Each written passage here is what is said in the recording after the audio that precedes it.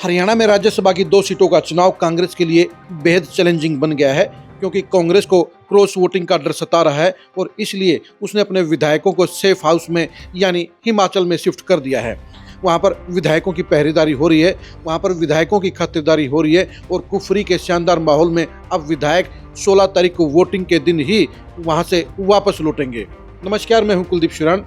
आज हम खरी न्यूज में चर्चा करेंगे कांग्रेस के विधायकों के सेफ हाउस में पहुंचने की, रिसोर्ट पॉलिटिक्स की और राज्यसभा चुनाव में मची हुई खलबली की।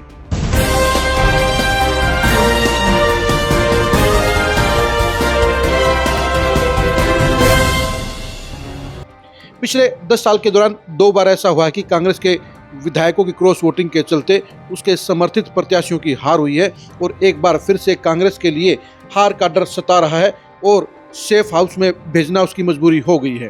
कांग्रेस के पास वैसे तो 37 विधायक हैं और राज्यसभा की सीट जीतने के लिए कांग्रेस को सिर्फ 31 वोटों की जरूरत है, लेकिन पूरे हरियाणा के अंदर इस बात की पूरी चर्चा है कि 7 से लेकर 12 तक कांग्रेस के विधायक पाला बदल सकते हैं, क्रॉस वोटिंग कर सकते हैं और इसीलिए कांग्रेस हाईकमान ने अपने विधायकों को सेफ हाउस में भेजने का फैसला लिया और कल उन्हें चंडीगढ़ से कुफरी में शिफ्ट कर दिया गया।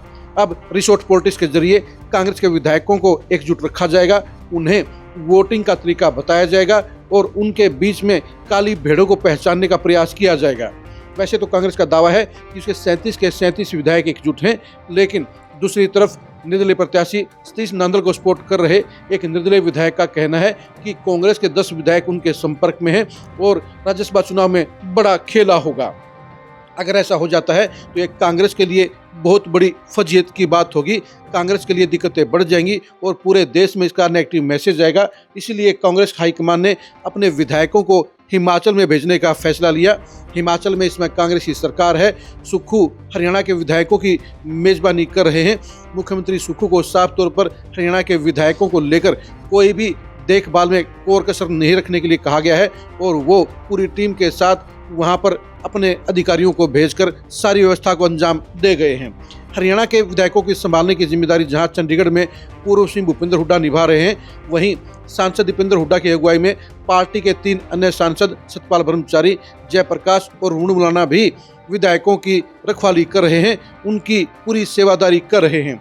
यानी भूपेंद्र हुड्डा और दीपेंद्र हुड्डा के कंधों पर यह जिम्मेदारी है कि वो अपने विधायकों को एकजुट रखें, वो अपने विधायकों के अंदर क्रॉस वोटिंग ना होने दे और राज्यसभा चुनाव जितवा कर दिखाएं। सीएलपी होने के नाते भूपेंद्र हुड्डा के कंधों पर ही सबसे ज्यादा ये जिम्मेदारी है कि कांग्रेस के विधायकों में कोई भी क्रॉस वोटिंग न हो और कांग्रेस आसानी से राज्यसभा चुनाव जीत जाए।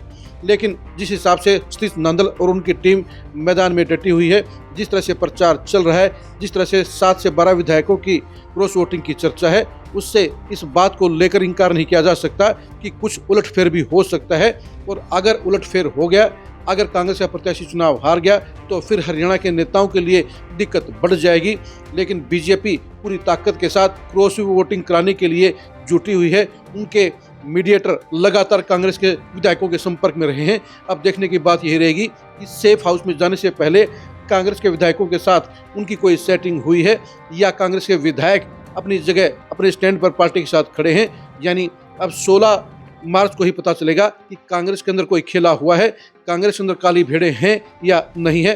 कांग्रेस प्रत्याशी की हार हरियाणा की सियासत पर, कांग्रेस प्रत्याशी की जीत हरियाणा की सियासत पर, दोनों ही बड़ा असर डालने का काम करेंगी। लेकिन सबसे ज़्यादा इफेक्ट कांग्रेस और कांग्रेस के बड़े नेताओं पर पड़ेगा। अब देखने की बात यह है कि विधानसभा चुनाव के बाद अब राज्यसभा चुनाव में कोई खेला होता है या नहीं होता है और ये सारा 16 तारीख को क्लियर होगा। राज्यसभा चुनाव की एक्सक्लूसिव खबरों को जानने के लिए आप लगातार खरी न्यूज़ के साथ बने रहिए। आप हमारे फेसबुक पेज को फॉलो कीजिए, आप हमारे यूट्यूब चैनल को सब्सक्राइब कीजिए। नमस्कार।